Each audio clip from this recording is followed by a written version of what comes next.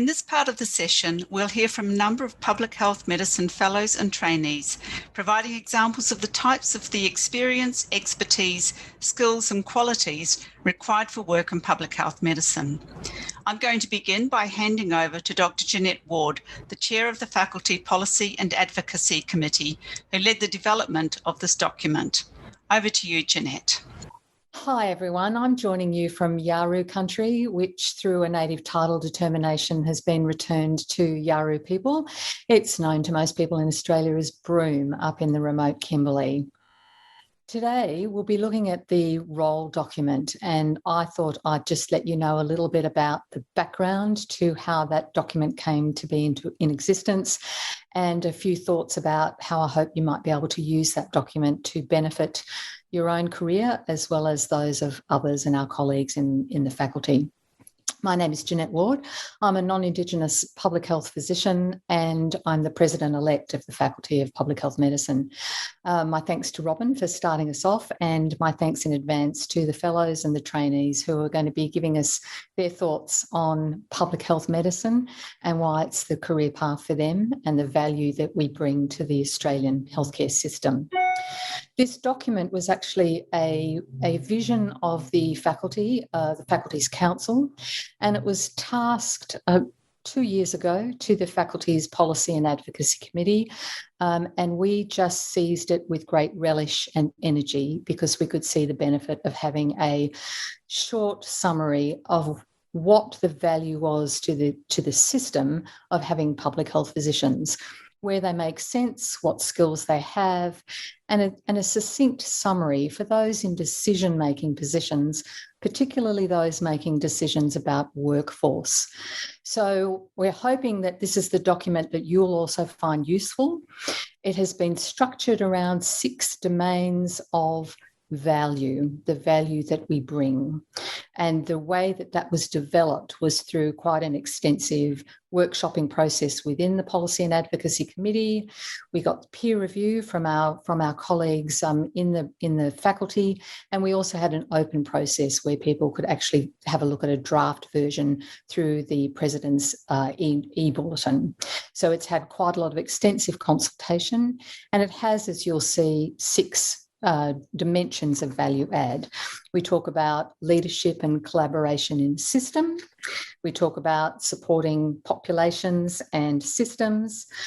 We then talk about how we are singularly able to integrate the clinical medicine with the public health expertise, and that's quite a distinctive feature of our expertise. We've also then had a short section on evidence-based systems and evidence-based public health interventions. Equity in health policies, how that's very much a prism through which we look at the issues that are confronting us in the Australian healthcare system. And finally, and by no means least, statutory health protection and disease prevention. So we've organised our value proposition in those 6 dimensions. I don't really want to say very much more before you hear from our colleagues, but I do want to say that for me, I'm very mindful that our clinical colleagues in the College of Physicians wake up every day with a duty of care to their patients. For me, and I hope for you, and certainly for those you're about to meet, we wake up with a duty of care to populations. We don't work with stethoscopes. We work with systems and structures. And I hope that that's communicated in this role document. We would really like to hear from you about how you use the document and what impact it has, so we can take the next step when we come round to the next revision. Thanks so much for joining us today, and over to our colleagues. Thanks, Jeanette, for that great introduction to the document. The next speakers will take us through each of those 6 dimensions of practice that Jeanette spoke about. I'd like to welcome Dr. Greg Stewart, who will focus on leadership and collaboration for complex challenges in population health. Thanks for the opportunity to offer a personal reflection on our new document on the role and contribution of public health physicians, and to reflect on what is perhaps the key underpinning area of our contribution, leadership and collaboration. Firstly, simply to say that this is a timely, well-constructed and necessary advocacy document at a time when public health physicians are at the forefront of the nation's response to COVID-19, and yet at a time when our broader contribution to the health system and to improving health is not necessarily understood or acknowledged. How we leverage that current prominence to promote public health medicine is a key issue. A fundamental aspect of our contribution to better health is our leadership role, but what we actually mean by this remains a little slippery.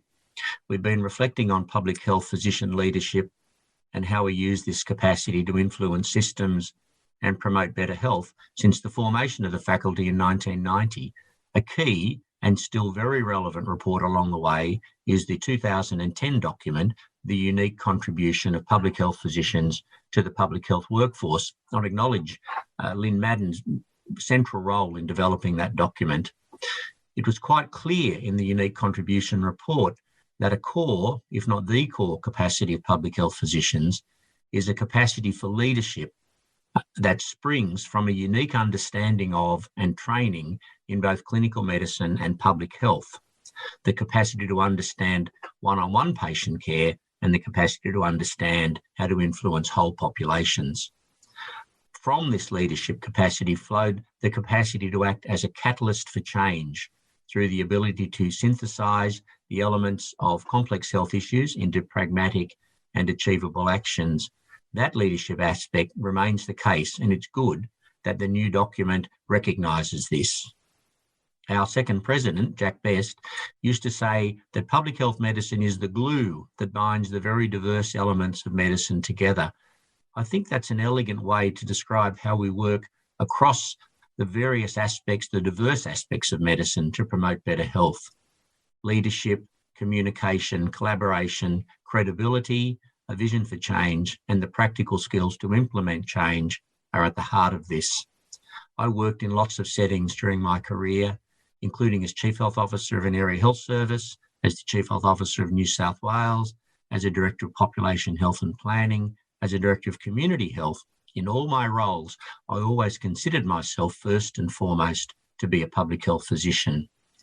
And in addressing the multitude of issues of those various roles, including the big public health issues of our times, climate change, healthy urban development, closing the gap, integrated care, COVID, the core skills and capabilities of public health physicians to lead, influence, synthesize, and implement were a central component of any success I achieved.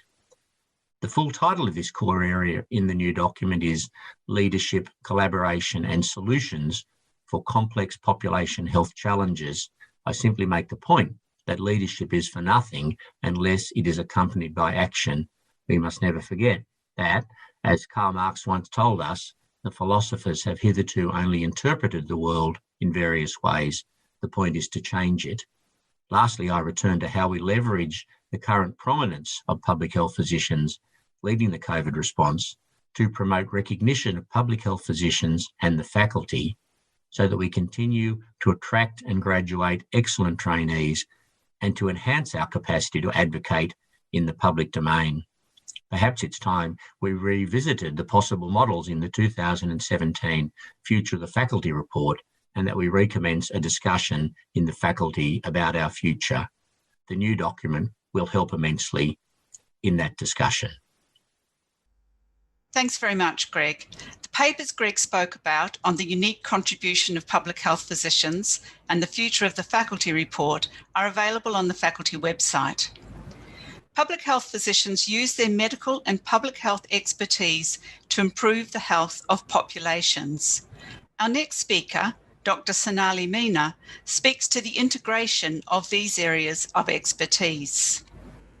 I'm Sonali Meena. I'm doing my final year of public health medicine training in South Australia, and I'm also doing my general practice training with RSCGP, and I'm loving this combination.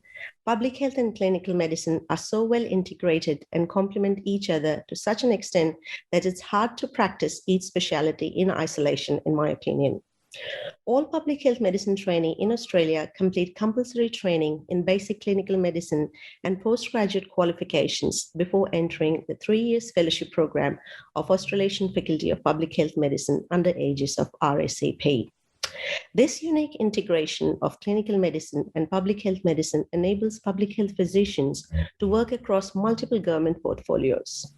The work horizon widens, covering areas of research, policy, primary care, health promotion, and many more. I really feel proud to say that the skills and understanding I have imbibed from public health medicine training lets me see way beyond the patient's presentation in general practice. I feel more capable of not only managing the presenting complaint of the patient, but also gain an insight of the role of the social determinants of health and other factors, sensitive ones like institutional racism. I use my expertise in critically appraising research to not only practice evidence-based medicine, but to guide public health policies relevant to all health sectors. The integration of clinical and population health allows to provide technical expertise to health departments and clinical services. As we know, primary care services are the first contact point for cases of infectious diseases with epidemic potential, similar to COVID-19. Other examples are measles, Ebola, and other various emerging infections. Other expert areas, which are examples of this integration, are advice on immunization services, outbreak investigation, infection prevention and control services, contact tracing, case management, and advice to healthcare providers, health managers, and governments. I have observed few people know about this, and we definitely don't want this to happen, which is the role of public health physician in supporting emergency response and disaster management, and also the effects of these natural disasters. Similarly, managing environmental health risks and mitigation, basically mitigating the health impact of climate change, are other expert areas within the domain of public health with good clinical knowledge. Last but not the least, the planning of health services and systems in responding to emerging concerns of non-communicable diseases such as childhood obesity and aging populations. All of these are wonderful examples and reasons of how the integration of medical and public health expertise goes hand in hand. As a dual fellowship trainee of both RSCP and RSCGP, I see in future a potential of a combined training pathway, which includes component of public health medicine and the other specialty. Thank you. Thank you, Sonali. It is great to hear how much you are enjoying blending these two training programs. Our next group of speakers have been very much engaged in the development of this document, and I would like to thank them for that work. They will speak more about the public health physician's focus on populations and health systems, improving the health of populations using evidence-based and systems approaches, and our absolute focus on equity. I'd like to welcome now 3 public health medicine trainees, Drs. Lakshmi Govindasamy, Stephanie Munari, and Elise Wilson. Hello, I'm Dr. Lakshmi Govindasamy, and I'm in my final months of advanced training with the Australasian Faculty of Public Health Medicine. I'd like to begin by acknowledging that I live and work on the lands of the Wurundjeri people, and I'd like to pay my respects to elders past, present, and emerging, and extend my respects to all First Nations people participating in this event. It's a great privilege to be able to share with you my thoughts and experiences on the role of public health physicians in supporting populations and health systems, because this is exactly what attracted me to the specialty. I'm a dual specialty trainee. I'm also undertaking training in emergency medicine through ASIM. And I was always interested in public health, even as a medical student, because I was attracted to the idea that healthcare can serve as a tool for social justice. So during my early years as junior doctor, I started my Masters of Public Health, and I think this is an increasingly common experience for clinicians. Many of us are doing Masters in Public Health, and these are really valuable for giving us the principles and theories that underpin public health. But I don't think that I was any more ready to practice public health after these studies as I was to practice clinical medicine after my initial medical degree. I think there is a reason and value in the intern year and all of the specialty training years that follow, and formal vocational training in public health with the opportunity to learn from senior public health colleagues, mentors and supervisors is what has really transformed a public health intern into an independent practitioner. I took the leap into public health training because I was frustrated and unsatisfied with what I felt were the limitations of working within the clinical system. Whether I was working in Sydney or in Darwin or Katherine, my patients often presented with problems that could not be resolved in the emergency department. And then when I skimmed the news and scientific journals, I felt that the emerging health challenges of our century, they were already presenting to hospitals in volumes that the current system simply could not sustain. And whether that's from the health effects of climate change, our ageing population, the rise of non-communicable disease, or the widening health and social inequalities that face our country and our world. So it seemed to me that the only way to slow down the tap is to address the underlying causes of the causes, the social determinants of health. And the complex and wicked challenges that face us demand a nuanced understanding of the health system and population needs. So I entered the New South Wales Ministry of Health's Public Health Training Program, and my first role there was working on childhood obesity. Despite my years as a medical student and as a junior doctor in New South Wales Health, I faced a really steep learning curve to try and understand the complex arrangements and intricacies of the state health system, not to mention the intersections between primary health care and the private sector. Among other activities, our team worked to generate state-level data to guide the implementation of policy directives that sought to reintegrate routine growth assessment and brief interventions for a healthy lifestyle into every paediatric encounter across the state health system. And I think it's really clear that in our obesogenic social environment, the ability to adopt healthy lifestyle advice is not evenly distributed. So this work made me appreciate that although policy change can be painstakingly slow to achieve, even small measures at a state level can have a massive impact across the system. And so this is far beyond the scale, scope, and magnitude of what I might achieve wielding my stethoscope in a typical emergency department shift. This knowledge of the health system and the ability to leverage effective policy, legislative, and program interventions becomes even more important when coordinating emergency responses to health threats.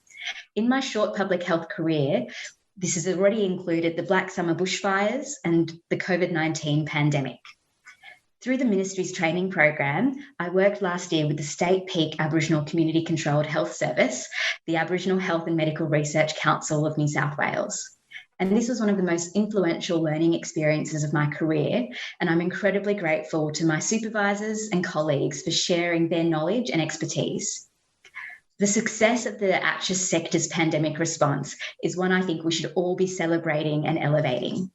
It so clearly demonstrates the power of community-driven healthcare, and I invite you to learn more about this from publications by First Nations public health leaders like Dr. Summer May Finlay and my colleagues in New South Wales Health, Ms. Christy Crooks and Ms. Kylie Taylor.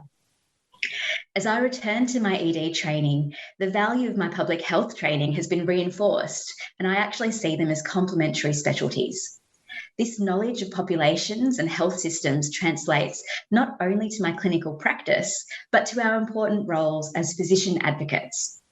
I would really encourage interested clinicians to consider public health specialty training and for all of us to think population and health system, even as we act locally. I'll pass on to my colleagues. Hi, I'm Dr. Steph Minari and I'm a second-year public health trainee working in public health research in Melbourne.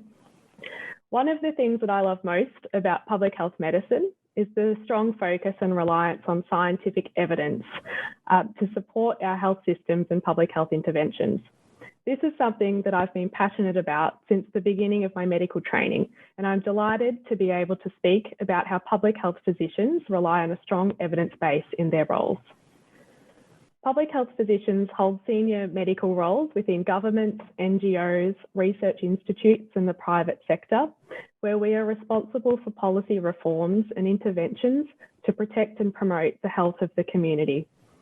The decisions we make can affect thousands of people's lives with many ongoing future implications, so we need to be sure that they are safe, effective and utilise our precious health resources in the most effective way possible. Public health physicians rely on a wide range of national and international data collected using strong scientific rigour to inform sound decision-making processes.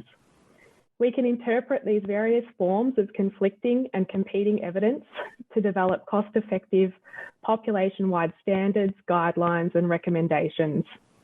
We also work in close partnership with research bodies and policy makers to effectively translate this strong scientific evidence into beneficial policies and current best practice, with the ultimate aim of providing the highest quality and most equitable health for all Australians and New Zealanders.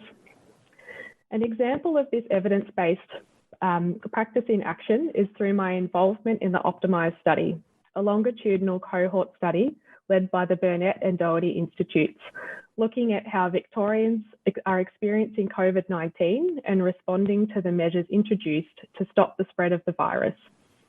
This is a transdisciplinary study involving quantitative, qualitative, and intervention and diagnostics research, mathematical modelling, and a knowledge translation team to identify key issues experienced by Victorians during the pandemic. Data are rigorously evaluated by research scientists, statisticians, and epidemiologists, and findings are written up in real time to inform monthly state government reports. These reports aim to outline the key factors affecting cooperation with public health measures in Victoria to help shape and support the state's COVID-19 response. Results of the study are also published in national and international journals for wider dissemination of knowledge. My medical training and clinical work taught me to think critically and prepared me well as I now apply my skills to healthcare at a population level. It is by having a strong evidence base behind us that we are able to be seen as trustworthy and reliable advocates and to make sound decisions about our population's health system. And it is in this way that we are able to advocate for a health in all policies approach. I'll pass on to my colleague Elise. Hello everyone, my name is Dr. Elise Wilson and I'd like to talk to you about equity in health policies. I'm a final year public health registrar at the Burnett Institute. And really, equity is at the heart of public health medicine. And I work in maternal and newborn health. And so thank you to Dr. Lakshmi for her acknowledgement of country. And in terms of maternal and newborn health, I really want to acknowledge that Aboriginal and Torres Strait Islander people have been giving birth on country for thousands of generations. And so when I talk about equity being at the heart of public health medicine, it's also at the heart of my passion for public health. Health is a fundamental human right, and health equity is when every person has the chance to reach their full potential, their full health potential.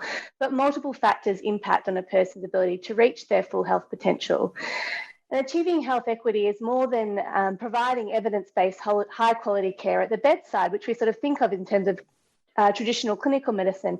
And that's where I think public health physicians really have the X factor and really come in and their value. And so in terms of public health physicians, it's about striving for health justice, advocating for more equitable health policies, and challenging harmful systemic issues like institutional racism.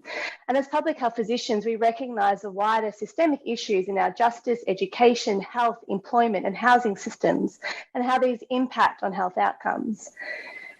We understand that speaking out can be challenging, and in our efforts to achieve health equity, we often need to do this. But choosing not to is a luxury often denied to groups who experience the greatest health inequities, such as First Nations people, asylum seekers, refugees. You might be familiar with this image, which really is quite a powerful image in explaining the difference between equality, equity, and then striving for liberation. So the reality is that different people have different amounts of crates. We can see in the reality picture, certain people experience certain advantages due to social, economic, education. Basically, the postcode that they're born into can give them an advantage in terms of their health outcomes and many other factors in their life. Equality is giving everybody the same amount of crates, but we can see that there's still groups within the community that wouldn't be able to see the game. So you can see here, this child on the right-hand side wouldn't be able to see the game. Whereas if we look at equity, this is about giving everybody the crates that they need to enjoy the game fully. And in terms of looking at health outcomes, it means that different groups need different numbers of crates, so to speak, to achieve their full health outcomes. Liberation is taking the next step. That's about dismantling the systemic barriers to people and communities achieving their full health and wellbeing potential. Public health physicians do this in a number of ways, such as by identifying and managing health inequity with different population groups, promoting and explaining social, cultural, economic and environmental determinants of health and the systemic pressures which influence health outcomes, facilitating Aboriginal and Torres Strait Islander health leadership in all aspects of health policy and practice, and advocating for and leading changes to policy to improve health outcomes and reducing inequities. At the Burnet Institute, as I mentioned, I work in global maternal, adolescent and child health, and I predominantly work in Papua New Guinea. And Papua New Guinea is one of the most dangerous places in our region for women to give birth. So women are almost 60 times more likely to die, and newborns 12 times more likely to die as a result of complications during pregnancy and childbirth. Through my work at the Burnet Institute, we are involved in a number of different programs and projects. So we work with local community members, health workers, provincial and national health departments and non-government organisations to improve maternal and child health outcomes. And we do this through using evidence-based policies and interventions to reduce inequities in access to quality maternal and newborn health care. Thank you. Thank you, Lakshmi, Steph and Elise. Public health physicians hold statutory responsibilities because protection of public health is a key role of government. Our next speaker is Dr. Tarun Weeramanthri, who has had a number of leadership roles in government and is ideally suited to speak to this component of the role of public health physicians. Over to you, Tarun. My name is Tarun Weeramanthri. I'm a public health physician, formerly Chief Health Officer in both the Northern Territory and Western Australia. As the current President of the Public Health Association of Australia, I firmly believe in the importance of multidisciplinary input to public health. Nearly all senior management positions in public health should be open to specialists in public health, whether medically trained or not. There is one fundamental area, though, where I believe it is vital to specifically recruit medical specialists in public health, and that is for the positions as Chief Health Officer or Chief Public Health Officer in the states and territories, administering public health law and responsible for the exercise of statutory functions. In our federal system, the states are responsible for the vast majority of public health functions, with the Commonwealth responsible only for quarantine or biosecurity at international borders under the Constitution, and for the funding of certain vertical programs such as in immunisation or screening. You've seen this play out with the COVID-19 response, with emergency powers mostly enacted through state emergency or public health acts. It's been the state and territory chief health officers who have not just advised on policy, but triggered various states of emergency and signed the legal directions along with the police or emergency commissioners. The Commonwealth did enact some biosecurity measures last year, particularly affecting remote Aboriginal communities, but they were relatively short-lived. It is precisely because these kind of measures we have seen taken in the COVID-19 pandemic are so sweeping and the loss of freedoms have to be justified that medically trained people are required to take accountability and explain the measures to the public. The public still retains huge faith and trusts the credibility and judgment of doctors in these key roles. And this is the way it has been since we in Australia adopted our public health laws from the mid-19th century model in the United Kingdom. What we've seen in the last 20 years is a modernisation of public health law in all states and territories across Australia. We passed our new Public Health Act in WA in 2016, replacing the old Act from 1911. Thank goodness we updated our legislation, as the emergency provisions now being used for COVID-19 were sharpened as part of the new toolkit. Another key feature of new public health law is the much greater emphasis on the rights of citizens to appeal decisions, to ask the state to explain its reasoning, and to apply for compensation, all of which are welcome in our modern world. New public health law is also quintessentially about risk management, rather than the proscription of particular offences and the prescription of specific remedies. This approach is common to modern environmental and occupational health legislation too. Indeed, public health law is very broad in scope and therefore necessarily impinges and overlaps with other important legislation. The scope of public health law includes not just the basic broad Public Health Act, but also specific acts dealing with food safety, water quality and fluoridation, air quality, radiation, poisons and pesticides, vaccination, liquor control, disasters, transplants, anatomy and cremation. Furthermore, public health law can be viewed as a critical basis for addressing current complex challenges such as chronic diseases and climate action. The following principles are written into the new WA Public Health Act and many other such acts across Australia. Sustainability, the precautionary principle, the principle of proportionality, and the principle of intergenerational equity. These principles can be brought to life through a range of specific legislated provisions for state public health plans, policies, and health impact assessments, which are also in the State Public Health Acts. I wrote about the potential of this approach with respect to climate action in the Medical Journal of Australia last year. Therefore, I congratulate the Australasian Faculty of Public Health Medicine for laying out so clearly the role of public health physicians in this new document and commend the emphasis on statutory health protection and disease prevention. The need for more well-trained public health physicians as part of a broader public health workforce has been highlighted by COVID and will be necessary to prevent and respond to future outbreaks and pandemics, as well as traditional and new public health challenges. One last comment. Working with public health law is not simply a matter of the law providing sticks and then throwing in a few carrots. You develop your own regulatory style, working with the legislation, the stakeholders impacted by the legislation, the general public who trust that things are dealt with competently behind the scenes, and your own workforce of delegated and authorised officers who make the day-to-day decisions. Experience has taught me that it is as much art as science, a constantly challenging part of public health physician practice, and therefore an essential and enjoyable part of public health training and continuous learning. Thank you. Thanks, Taryn. That brings us to the end of our speakers. I hope you, as the audience, are enthused to read the document and explore what public health medicine offers. The College supports the Uluru Statement from the Heart. In developing this document, the Policy and Advocacy Committee sought advice from the Aboriginal and Torres Strait Islander Health Committee and direct input from Associate Professor Wendy Edmondson. Wendy's review of this work from an Aboriginal perspective strengthened both the document and our ideas as a faculty in fulfilling the promise of the College's Indigenous Strategic Framework. I'd like to convey our gratitude to Wendy on behalf of everyone involved in producing the document for her generosity and expertise. The document is available on the College website.